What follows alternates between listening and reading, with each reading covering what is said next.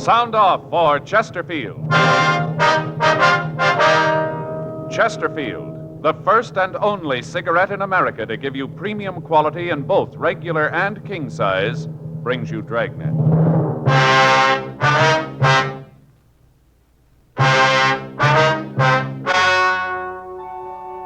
Ladies and gentlemen, the story you are about to hear is true. The names have been changed to protect the innocent.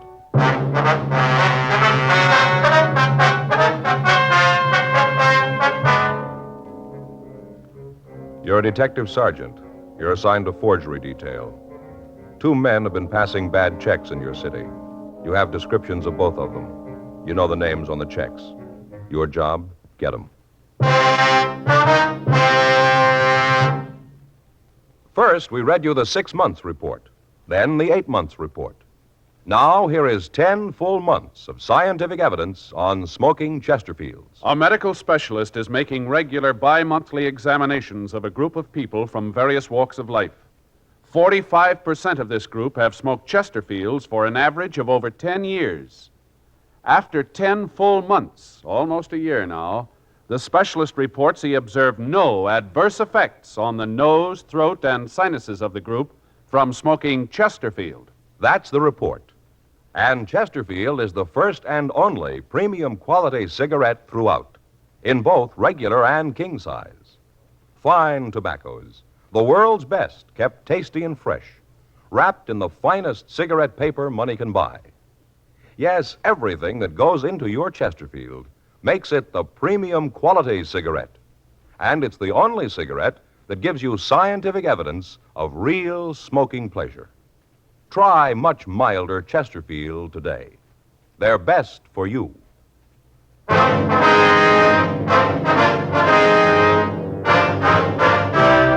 Dragnet, the documented drama of an actual crime. For the next 30 minutes, in cooperation with the Los Angeles Police Department, you will travel step by step on the side of the law through an actual case transcribed from official police files. From beginning to end, from crime to punishment, Dragnet is the story of your police force in action.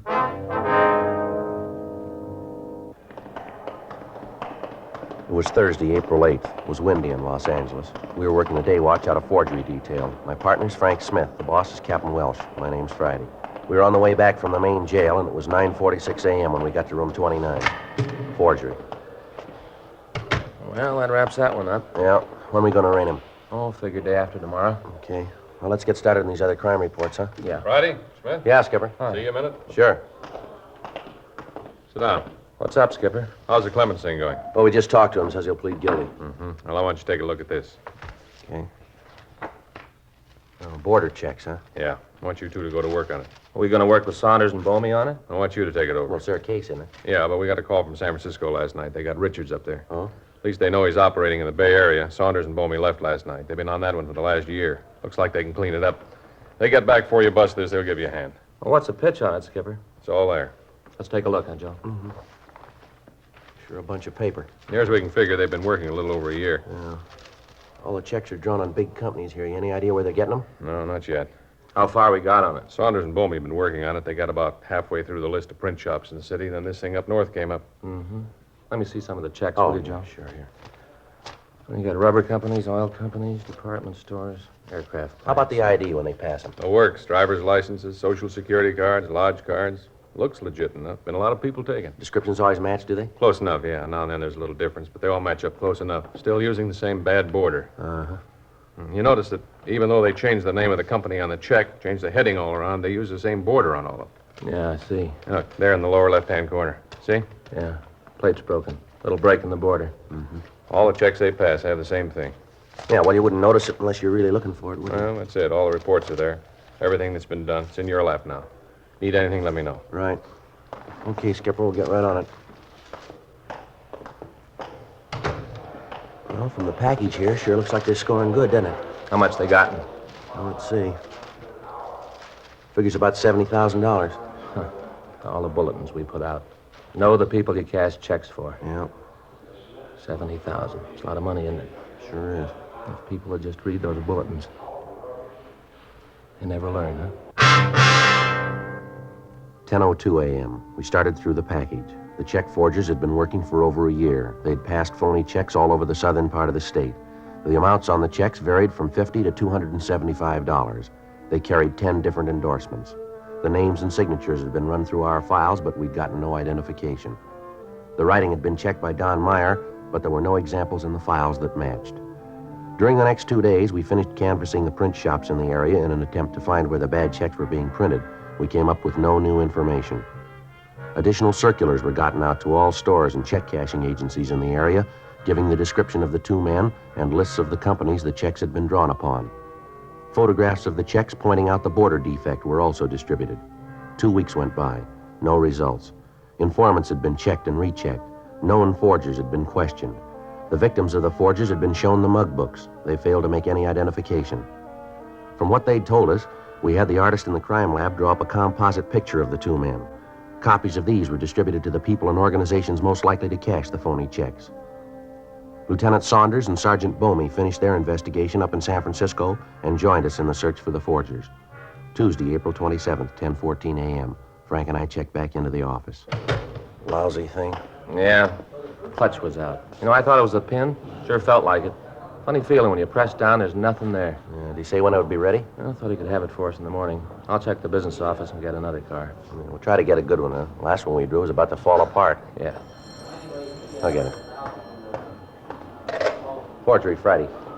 Yes, ma'am. Yes, ma'am, that's right. What? Uh-huh. What was that address again? Yes, ma'am, I have it. Yeah. Yeah, well, do everything you can. Yes, ma'am. Right away. Well, get your coat. What is it? Check cashing agency out on Pico. The guy's there now. Frank and I left the office and checked out another car. We drove out to the check cashing agency on Pico. It was located near a large tool and die plant, and they advertised that they cashed payroll checks. 10:33 a.m. We parked the car and went into the store. You the police? Yes, ma'am. Are you the one that placed the call? I sure am. I stalled him like you said. That's him back there. Uh-huh. I told him that he'd have to wait for the manager to get back and open the safe. He got pretty huffy about it at first. Then he said he'd wait. I think he's been drinking. Yes, ma'am. All right, we'll talk to him. He's the one. You'll see. I spotted him right away. Took one look at him, and I knew he was the one you've been looking for. All right, ma'am. Let's go. Sure fits the description. He's the one. Excuse me. Yeah. You wanted to cash a check, did you? Yeah, that's right. What if we could see your identification? Young lady has it. And here it is. His driver's license and his Social Security card. All right, thank you. Leslie P. Bergen, is that right? That's what it says. Yeah, we've seen it before. What if we could see that check, You please? bet. I'll get it for you. Well, look, there's no reason to make a federal case out of this. Give me the check and I'll go someplace else. I tell you, though, you act like this to everybody who comes in here, you ain't going to stay in business long. Yeah. Here you are, officer. Here's the check. What's she talking about? What? Officer. She called him officer. What are you, cops? You called it. How about it, Joe? Yeah, broken border. Where'd you get this check, mister? Well, what do you mean, where did I get it? They gave it to me at the plant. Gave you this check, huh? Yeah, that's right. Say, what's this all about anyway? How come you guys are so interested? I wonder if we could see what you got in your pockets. No, I don't have to show you. It's none of your business. You been drinking, mister? None of your business. You got no call to act like All right, this. come on, let's see what's in your pockets. Well, what's that going to prove? Now, look, Bergen, if you haven't done anything wrong, then you got no reason not to show us, have you? Yeah? Oh, all right. Put the things here on the counter. All right. You guys going to regret this, you know. Is that right? You just bet. I got a lot of friends in pretty high places, and they're going to hear about this. You guys be sorry you ever started this. All right, come on. You can go a little faster than that, can't you? All right, here. Here's some keys, change, money clip. All right, pick up the money and keep that with you. Now, just the money. Now the back pockets. Back pockets. That's right. We want to see what's in them, too. Well, all righty. I'm glad to cooperate with the law. Nice to know you guys are this alert. I'm glad to know you're doing your duty. Yeah, come on. Let's get to those back pockets, shall we? Say, what's your name? Friday. Cop, huh? That's right. Friday, huh? Yeah, what's your first name? Joe. Joe Friday. That's right. Now, come on. Get the stuff out of your back pockets. Will you stall I long bet enough? you think I'm trying to hide something in there, huh? Well, you're wrong. I got nothing to hide. There's my wallet, comb, and that's all. This key here? Yeah? Keys to your car? No, I don't have a car. Oh, that's not true, officer. I saw him drive up. That's his car out in front, the red Ford. That right, Bergen? Well, now, maybe it is, and then maybe again it isn't. You want to check on it, Frank? Yeah. Here's the keys. I hate to think of it, I really do. What's that? Trouble you guys are going to get into when my friends in high places hear about this. Yeah, sure. Let's look at your wallet, huh? Why, you bet. Always glad to cooperate with the law. No, you hold it. Just open it up. Any money in it? I told you the money's in the money clip. Right here, you told me to keep it. You don't remember very well, do Well, these your cards here? Business cards? Let me see. Here. Yeah, certainly, they're mine. Leslie Paul Bergen, business advisor. I thought you said you worked at the plant. Part-time job. What's your name? Friday. What's your first name? Joe, I told you. Joe Friday, huh? I'd remember that and tell my friends in high places. How about your coat pockets? Anything in them? Well, cigarettes, maybe handkerchiefs, matches, that's about all. All right, let's see them. All righty. Sure nice to know that we got officers like you, always doing your duty. Yeah, see? Nothing. Where'd you say you got this check? What check? This one here, the one you tried to cash. Oh, yeah, that check. Yeah, that check. That's the one. Well, I got it from a friend. He asked me to cash it for him. Just so happened I had the money, so I did. Anything wrong with cashing a check for a friend? How come the check's made out to you? They always make checks out to me. Always do down at the plant. Now, look, mister, you got your stories all mixed up here. Let's go downtown and get this thing straightened out, shall we? Joe, Yeah. we hit it. 23 checks all made out to him. Found them in the glove compartment of the car. The car's registered to a Leslie R. Doyle. What's his name? Smith. First name. Frank Smith. What is this? No, he's a happy drunk. Oh. These checks yours, Doyle? Well, let me see. Never saw those in my life. Well, we found them in your Oh, car. I certainly don't understand that. In my car? Yes, that's right. Now, come on, let's go downtown. Where are we going? Downtown. What's your name? Smith, Frank Smith. Phony name. You wait till my friends hear about this, policeman using your alias. My friends are going to hear about this, you know. Yeah, sure. Ah, in high places. 10:57 a.m. The suspect admitted that his true name was Leslie Doyle and that the car belonged to him. We took him to the city hall. Frank ran the name through R&I, but we got no make on him. His prints were rolled, but there was no record on him. A communication was gotten off to George Brereton, CII Sacramento, and one was sent to Washington. 11:30 a.m. We took him to the interrogation room to question him. I told you, I don't know where the checks came from. They were found in your car. So they were found in my car. That mean they're mine? Looks like you had something to do with it. They all were made out to you, the phony ID you got there. Well, maybe it's a joke. Maybe it's somebody's idea of a gag. Well, huh? that's not very funny, is it, Doyle? Well, you don't have to tell me. Say, you got another aspirin, my head's coming apart. Frank, you know. Yeah. Here. Yeah, thanks. Got some water? I'll get some for you. No, never mind. I'll take it without. Thought you might have a tap here. What? Sure. You turn it on and let it drip, and then you don't give people none until they answer your questions. Yeah, sure. You take pills like I do, you get to the point where the only important thing is to get them in your stomach. All right. Now, how about the checks, huh? I told you 100 times I don't know anything about them. Then maybe we better fill you in, huh? Yeah, go ahead. I like to hear. We got you for trying to pass a check this morning, didn't we? You want to cop out to that? So maybe one check. Like I said, that's no crime. I cashed it for a guy. Maybe it was the same guy who planted the other ones in my Oh, why don't car. you come off it, Doyle? Let's stop playing games here. We made you for the forgeries, and you know it. Your description matches the one we got. You turn up with 23 checks made out to you, all drawn on different companies. The border on the checks matches the ones we're looking for. We got witnesses who identify you. Now, why not save a lot of time and admit it? Come on, Doyle. Doyle? Don't look like there's any other way, does it? Not from here. Well, if I cop out, will it help any? What do you mean?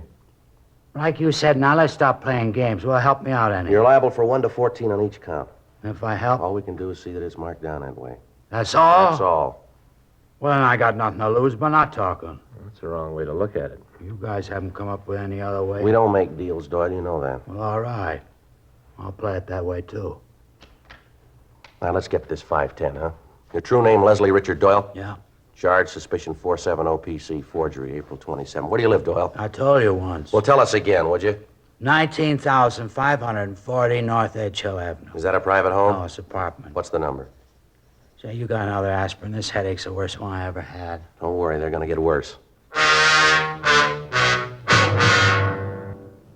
We continued to talk to Doyle. He told us that he'd come from back east about a year and a half ago. He said that he'd never been arrested and he had no record.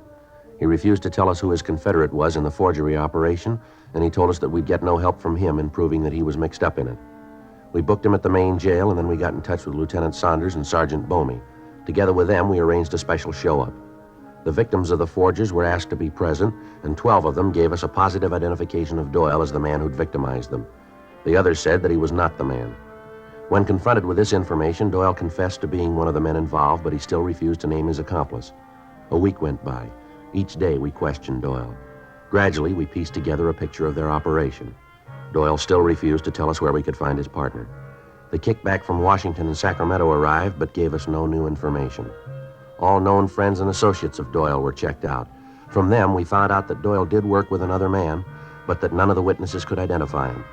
The rumble was that the two men had split up because of Doyle's drinking. We were able to get little other information on the missing partner. Wednesday, May 5th, 11:40 a.m. Frank and I checked into Captain Welsh's office. How about it? No, nothing, Skipper. He says that he knew Doyle, but he doesn't know the other man. Any of the other leads pan out? No, none of them.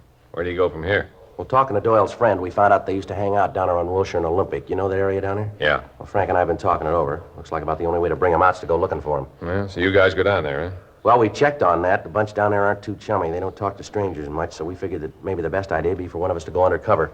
Maybe pose as a thief, buy our stolen goods, something like that. We might get a line on them that way. Yeah, might work. Well, not much choice now. We've tried about everything else. Well, which one of you is going to do it? Well, I thought maybe I'd be the one. No, I don't know if that's such a good idea. Why not, Skipper? Joe took the last one. Yeah, but didn't you work that area when you were in Vice? Yeah, but that was a couple of years ago. Still might be some people down there who remember you. You better take this one on Friday. All right. When do you figure to start? I thought in the morning. Okay, work out the way you're going to keep in contact. All the details will give you the help you need to swing it. Right, Skipper. I don't know, Joe. Seems like you're always the one to draw this duty. Ought to be my turn sometime. I'll trade with you.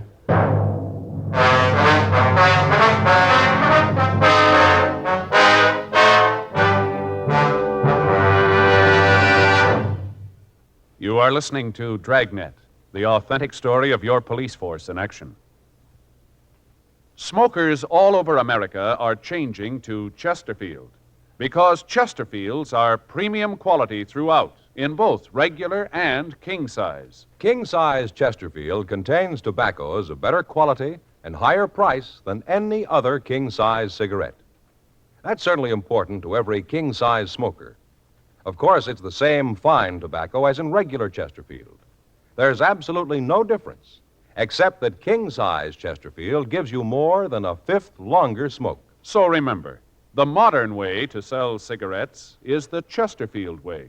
First and only cigarette with premium quality in both regular and king size. Chesterfield is much milder. Chesterfield is best for you.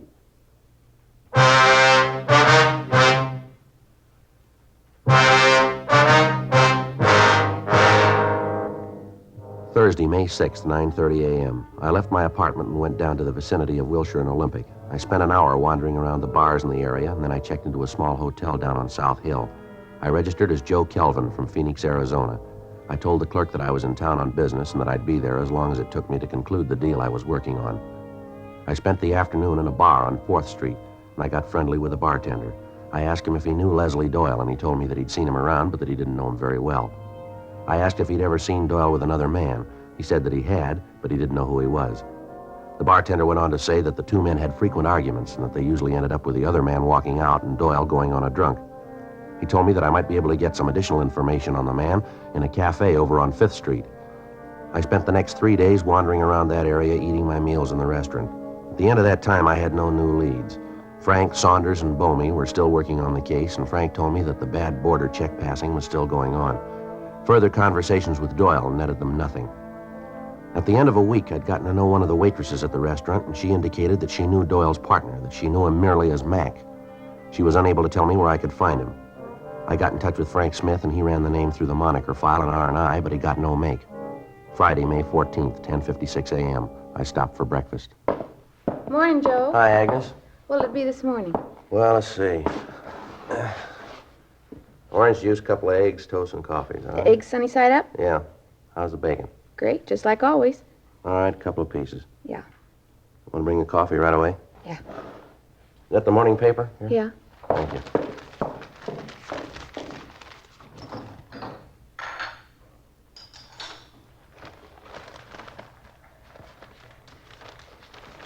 What happened to the sports page?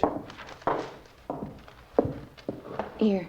You don't look good this morning. Bad night? Yeah. I had trouble getting to sleep last night. Mm-hmm. How's the deal coming? Oh, all right. I should wind it up in a couple of days. What business you in, anyway? Oh, you could call me kind of a broker, I guess. That right? Yeah.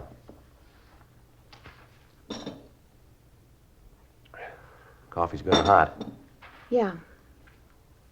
Just what does that mean, What, the coffee? being a broker? Oh, I buy things for a price and I resell them for more. Things you buy. They hot? Well, why do you ask that? Just wondered. Rumbles around that you're in town buying stolen stuff. Is that right? That's what they say. Is it true? I don't know. I haven't been talking to the same people as you. That the reason you want to get in touch with Mac? Well, look, if I answer that, I've answered the first question, haven't I? Yeah. That the reason, Joe? Oh, it might be. Where's the sports page? Is it around? Why, do you know where I can get in touch with him? I like you, Joe. Yeah, well, I think you're nice, too. I'd like to have the sports page if you could find it for me. No, I mean it. I think you're all right. Well, thanks, Agnes. That's nice of you to say that. You've never tried to get fresh. Different from most of the guys that come in here. Is that right? Sure. Guys all the time getting fresh, asking me out. Not you, Joe. You got a girl in Phoenix? Oh, I might have, yeah. I haven't been back for a while, you know. Mm-hmm. Lucky girl. What's she like, Joe? Who's that? Girl in Phoenix. Oh, I guess she's a little like you. She's a nice girl. You want to get married? Well, I don't know. It kind of depends on this deal here I'm working on. It'd be nice if you got married. I'm going to get married someday. That'll be nice. It'd be real nice if you got married. Depends on this deal, huh? Yeah, that's right. Okay. I'll tell you how to get in touch with Mac. 11:14 a.m. I continued to talk to Agnes. She told me that she didn't know where Mac lived, but that she could put me in touch with a man who might.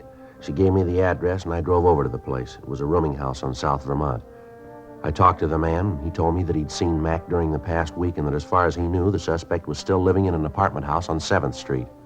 1:15 p.m. I called the office, and Frank Smith came out to meet me. We arrived at the apartment house and talked to the manager, a Mrs. Nancy Holmes. She told us that she had a tenant named McLean who answered the description we gave her. She told us that McLean had lived in the apartment for the past 8 months. She went on to say that she didn't know what business he was in, but that up until a few weeks ago, he was in the company of a man called Doyle. Her description of the man matched that of the suspect. 2:46 p.m. In the company of the manager, we went through McLean's apartment. We found 14 checks made out to him, and all of them drawn on large companies. All of them had the same broken printed border.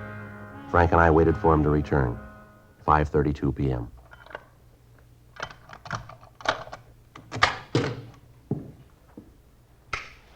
What are you doing here? Your name Gene McLean? Yeah, who are you? Police officers. These checks here. Where'd you get those? On the desk over there. You got no right to go through my things. We'll talk about that downtown. Come on, let's go. Now, look, maybe you guys made a mistake, huh? Maybe you got the wrong fella. Can't we work something out? This is a pretty good thing. There's enough for everybody. I'm sure we can make a deal, huh? No reason to act like this. Where's the press, mister? Huh? The press you print these up on, where is it? I don't know what you're talking about. I don't know anything about a press. I don't even know what you're talking about. It won't work, McLean. We got Doyle. What's he told you? All we need. Well, then he's told you where the press is, too. We're asking you about that, mister. Well, like I said, I don't know what you're talking about. You drive a car, McLean? Yeah. Where'd you park it? On the street. No garages in this crummy place. No, that's not true, Mr. McLean. Oh, keep your nose out of this. You've been spouting off too much already. That's not true, Mr. McLean. I heard everything from the hall. These officers asked me some questions, and I answered them. Police have never given me any trouble. 10 years I've been managing this place. Never had no trouble before. Now you come in here and louse things Oh, up. turn it off. Come on, let's get out of here. Now, you just wait a minute. Come in here and call this a crummy place. You didn't know I heard you, did you? Well, I did. Listen, officer, he's lying when he says he doesn't have a garage. He may keep his car out on the street. Maybe that part's true, but he's got a garage. You just bet he has. Come on, let's get out of here. Stick around here and listen to this loony old bag. She's cracking up. Where is the garage, ma'am? I'll show you. It's just down the street. It's an old place. They rent it from the Pearsons, just down the street. I'll show you. Crummy old bat. Real harpy. Sticking her nose in where it don't belong. Don't you talk to me like that. I don't know what it is that these officers are looking for. Yeah? But I'll just bet they'll find it there. 6:27 p.m. Mrs. Holmes showed us down the street to a garage set behind a large house. The door was locked, but McLean produced the key. We went over the place, but we found nothing. 6:55 p.m. Satisfied now? Told you there wasn't anything wrong. I told you you wouldn't find anything here. It's got to be here someplace, Joe. Yeah. How long you had this place, McLean? A couple of months. Well, we can check the owner on that. Aren't you guys ever going to give up? You maybe got me in custody, but that don't mean you're ever going to be able to prove anything. I think maybe we'll be able to. Joe, Yeah. take a look here. On the floor. Mm-hmm. Look here, see the old wooden floor, and most of the nails are all rusted over. And right here, they look pretty new. Looks like the wood's been moved. Mm-hmm. How about this, McLean? I don't know what you're talking about. Grab that hammer, will you, Frank, over there? Yeah, sure. Here you go. All right. Now maybe we can take a look. Guys, you're wasting your time. You know that, don't you? Yeah, well, it's our time. Don't you worry about it. You want to give me a hand here, Frank? Yeah. All right. You got it? I got it. All right. It's all dug out down there. Yeah. Let's take a look. There's something down there. How about this, McLean? I don't know what you're talking about. The press, huh? Yeah. Wait a minute. Package over here. Let's see what's in it. Look, you got no right to come in here and tear up the place. I'm going to see a lawyer about this. How about it, Joe? Yeah. Printing press. Take a look. Engraver's plates. Look, here's the broken border. Yep. All right, McLean, let's go. You just wait. My lawyer's going to hear about this. Is that right? Yeah, you bet it's right. Come in here, tear up the floor. You got no warrant, you got no right. Sick of being shoved around by you guys. You haven't got any beef, McLean. I'll decide that. No, you're wrong. Huh? Man. Somebody else is going to do that.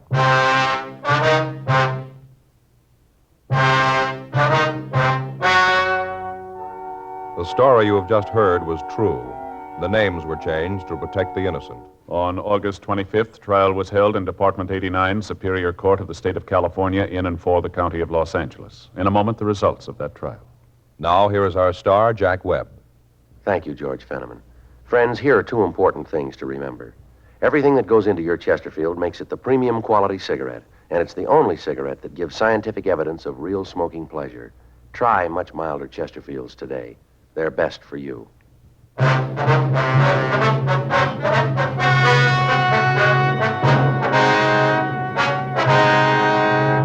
Leslie Paul Doyle and Jean Rowell McLean were tried and convicted of 10 counts of forgery. They received their sentences as prescribed by law and are now serving their term in the state penitentiary, San Quentin, California. Forgery is punishable by imprisonment in the state penitentiary for a period of not less than 1 nor more than 14 years. Ladies and gentlemen, with long-range aircraft and atomic bombs, the enemy is only hours away from where you live. Our Air Defense Command relies on radar to detect enemy aircraft. But it is possible for low-flying planes to remain undetected. You can help defend America by volunteering for the Ground Observer Corps, a group of civilian men, women, and teenagers who report the presence and activity of aircraft. For information, write or phone your nearest Civil Defense Center.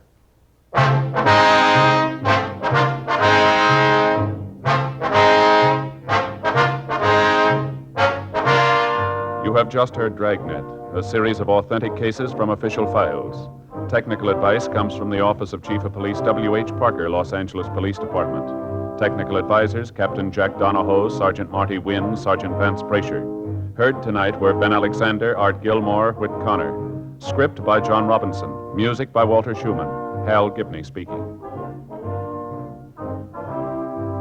For a million laughs, tune in Chesterfield's Martin and Lewis show Tuesday night on this same NBC station. And sound off for Chesterfield, regular or king size. You'll find premium quality Chesterfields much milder. Chesterfield is best for you. Chesterfield has brought you Dragnet, transcribed from Los Angeles.